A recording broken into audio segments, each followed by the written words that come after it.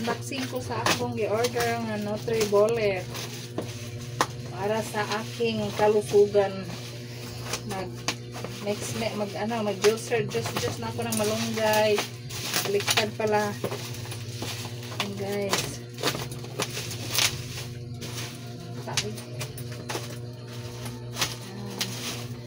Order ko to guys. Baliktad. Okay lang yan. Unboxing ako sa aking in-order na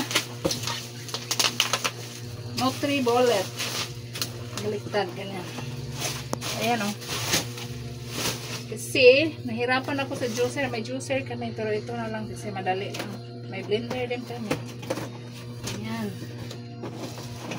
Ayan siya guys. Malaglag. Ayan o. Saan siya? Ito.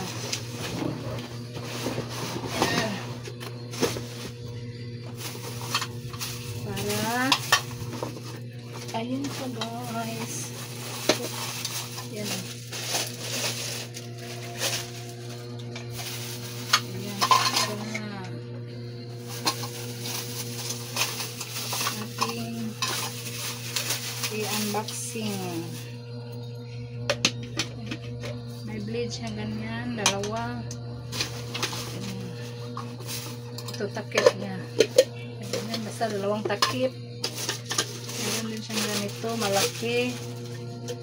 Ganyan. Sika ito. Ay, ganyan siya guys. Oh. Ganyan. I-try daw. Saan pag-try? Pinita ko no. Stop pa. Ikot na namin. Ito siya guys. Ganyan siya. Ito yung blade niya. Ayan siya. Ayan, kumpleto naman. Kumpleto naman siya. Ito yung uso ngayon guys. Sa mga nagjujuice. Ayan, araw-araw na ako magjujuice guys. Ayan. Ayan o. Nutribullet. 1,113 lang ang aking nabayaran nito guys. Ayan o. Ganyan siya. Ayan. Ganyan o pag nagjujuice. Ayan Ayan guys. Ang aking juicer. Na madali lang gagamitin. Kasi ayoko doon sa aking blender malaki. Tapos may juicer din ako doon yung separate yung mga balat ng gulay ng iyong i-juice.